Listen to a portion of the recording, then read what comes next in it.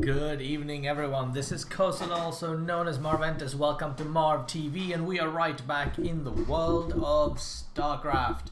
Yes, it's yet another noob StarCraft Bronze League action featuring none other than yours truly, MarvTV, here in the top left corner as the red Zerg as usual, and in the bottom right as the teal Protoss. We have our nemesis of the day, Mr. Nico. Let's get a production tab up and see what the hell is going on. Now, the beginnings of games is always not terribly interesting, but I have changed it up a little bit. Now, usually I will 12 pool, 12 expand, but instead I've decided to go with a 14 pool, 14 hatch instead. I don't really have an intelligent, smart reason for this. I've been 12 pooling for quite a while, but still, you know, it's the economy seems to work out just that tad little bit better if you 14 pool, 14 hatch. So now I'm only 12 pooling against Zerg if it's a ZvZ matchup, because then you never know what the hell might be hitting you. Well, and I actually had a pretty entertaining ZvZ earlier on today as well, when the opponent decided to come and grab at me with a whole bunch of lings out of a 10 pool. That obviously did not end well for him, as you can imagine. So here I've got two of my drones running after the probe right here. I misclicked earlier and actually had a whole bunch of probes running after it, but nonetheless, at this point I've become a little bit late in my building because I got too busy hunting down that probe that is coming down the ramp right here. So I was a little late putting down my pool, but there it is. Pool goes down and the gas goes down immediately as well, and then the hatchery will soon follow. Now these guys are on their way back in a moment. There they are. Quick turn and run back. But he did actually manage to delay me a little bit, so successful there with his little foray into my base. Mr. Nico, let's see what he's up to. The first gateway is up at the ramp, as you can imagine. We've got a pylon coming up there, and we've got an assimilator already up as well, although nothing mining from it for some odd reason. And we've got ourselves a cybernetics core coming out here as well. So let's see what Mr. Nico decides to do. My hatchery has gone down. Now, my typical play these days in the Bronze League, which by the way is actually going reasonably well, as you can imagine, is to saturate up the first base pretty quickly, get a couple of gases on there running, and then expand out into the second base. I will also create two queens pretty much instantly. One, the second the first queen is created, she will pollinate the main hatchery and then run off to the second one while the second queen gets started directly. And the timing tends to work out reasonably well. It pops out just in time for the next round of lava birthing, so you can stay pretty freaking efficient. So here I've got another tactic that I do pretty frequently. You'll notice I've got an overlord hanging out at the expansion, but also within sight of the cliff, and I have an overlord heading to the back cliff as well, because I make good use of Nidus worms very early in the game in order to do some economic harassment. And there is the first queen heading over to the second base while the second queen is hatching out here. And if you watch the timing bars, by the time that second queen comes out, the lava birthing has just been done and is ready to do more. Second gas going up as well. Typically in a ZvP matchup, I will start out with some ling harassment, and then I will follow up with the roaches and potentially some mutas. So that is the plan at this point. I haven't done any scouting. As you can see, I'm just hanging out, waiting. I usually do my first overload scout round about the 7 to 9 minute mark. There it is, hatchery gone up now, and the proper droning can begin. Metabolic boost is being researched as well, along with lair, which is necessary for the Nidus to pop out nice and early. The overlord is hanging out, waiting to get started. In the meantime, get a load of this. Mr. Nico has built exactly 0 units and has done exactly bubkus, much as it is with us as well. So there is no harassment, no threat at this point for me. I can just happily mosey on, focusing on the droning. The first of the stalkers coming out for Nico, and my lair halfway done. So in this particular game, the starting setup actually worked out pretty smoothly. I was ahead of Nico every step of the way. He really had no particular chance in this matchup. And I will be showing games where I lost as well, of course, otherwise this is going to be boring. But as you may have or have realized, this is yet another one of my winning games. A couple more in the weekend. I'm going to be throwing out in the weekend. We'll be losing games because I did lose 1 or 2 in absolutely epic style. moving a Ling here into the front of the ramp just to make sure I'm not surprised if he decides to come charging after me. But as you can see, he's a little busy right now and has absolutely no units to speak of. My Overlord is doing his first run through, and I'm just realizing that yes, this guy has actually got no armies whatsoever. So it is time to get started. In fact, I was so shocked I forgot to build stuff. As you can see, my production queue contains absolutely nothing because I was busy trying to figure out what I was missing, but it turns out I was missing nothing. So here we are, back at the base. So now my knight is coming out because I realized that this is an opportune moment to going in there and doing some harassment, and I'm aiming to pop the knight out right about here. So let's see how that works out. In the meantime, gas is going up over here and saturation starting to begin in the secondary 10 drones coming out in a big hurry there. So the second base about to be saturated as well. Perfectly safe, as I've done my little foray and I know that he has no army coming my way.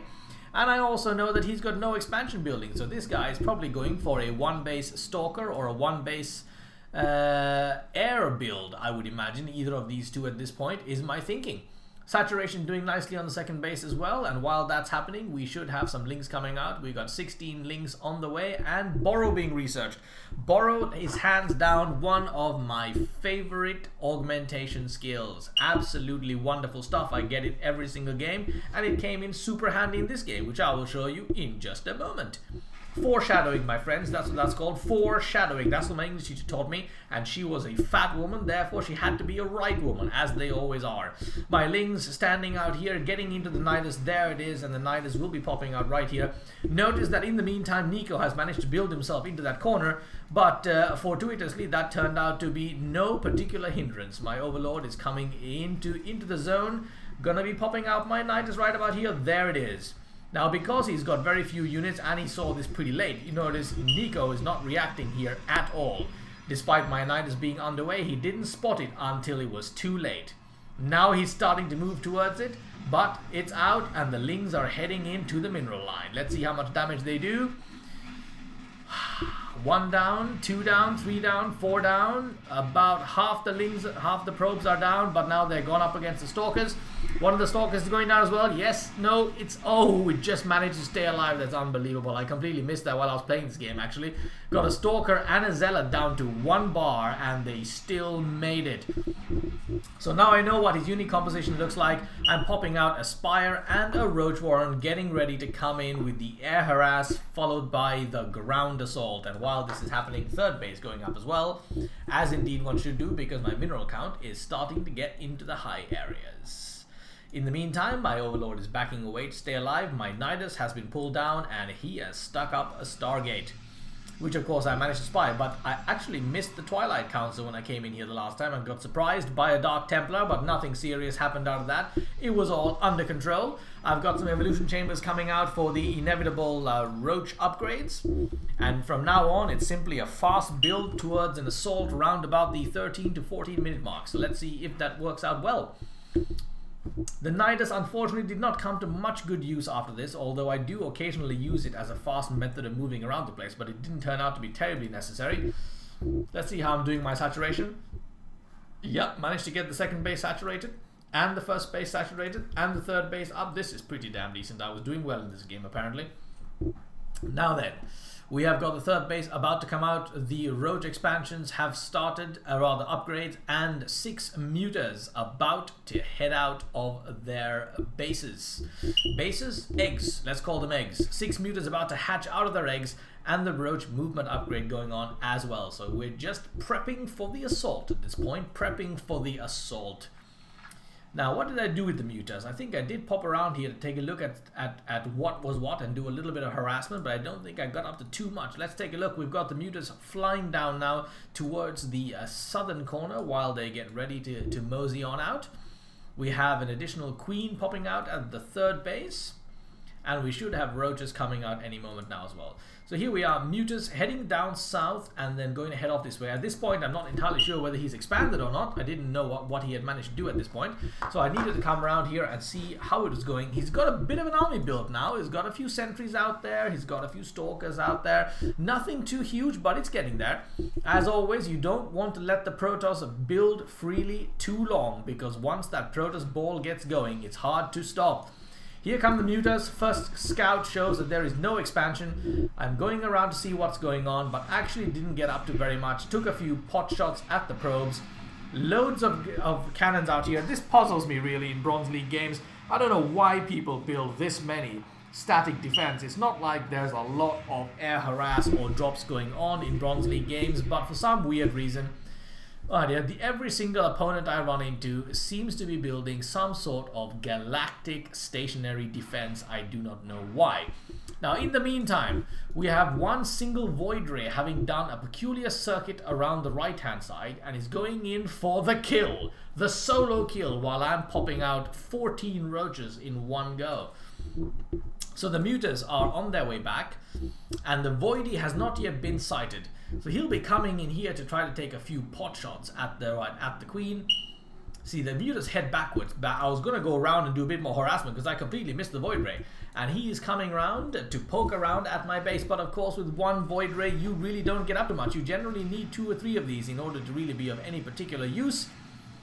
And it really isn't doing a whole lot of anything. And there's the queen going to take a few pots. At this point, I've noticed that's happening. Of course, the muters are coming back to get it, and the roaches are out on the field.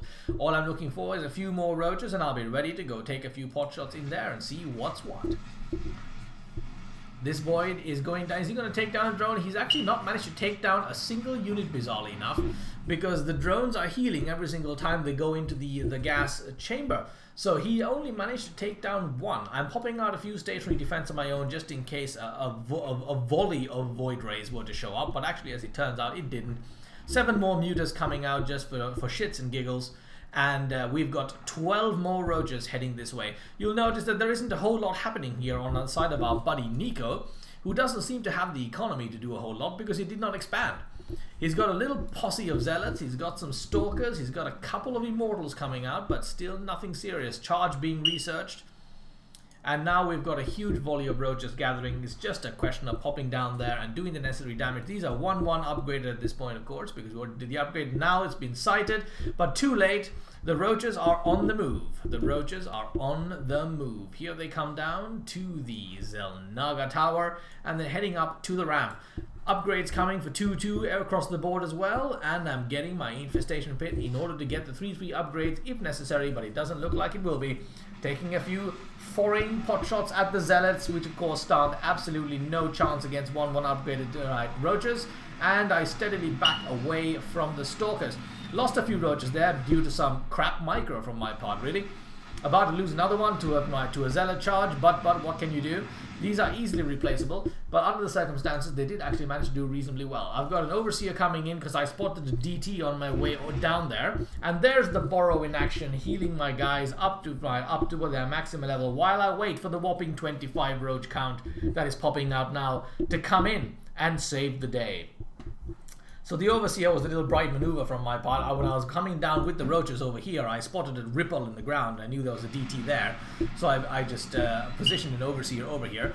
I'm using the roaches to bait the guys down and following me across. As you can see, I've got this huge volley of roaches coming in. So I'm baiting them to come and get me, and indeed they did. Only to be met by this absolutely massive selection of roaches that's on its way down here to surprise them. So we've got about 35-40 roaches on the field at this point. Even more about to pop out. Those immortals are going down like nobody's business. Get a load of this amount of roaches. This is almost a command group of roaches there. Right, and these guys have absolutely no chance. He's backing away. It's all over. He knows it's done with. 19 more roaches coming, heading out over here. There is absolutely no way for Mr. Nico to get anywhere in this game right now, and he knows that he is beaten. That is the last of his immortals, and there is the GG, and it is all over. Just in time for my 3-3 upgrades to show up as well. I hope you guys enjoyed it. This is MarvTV signing out from the United Kingdom of England in the middle of the night, and I'm telling you, I'm now going to bed. Good night, have a lovely week.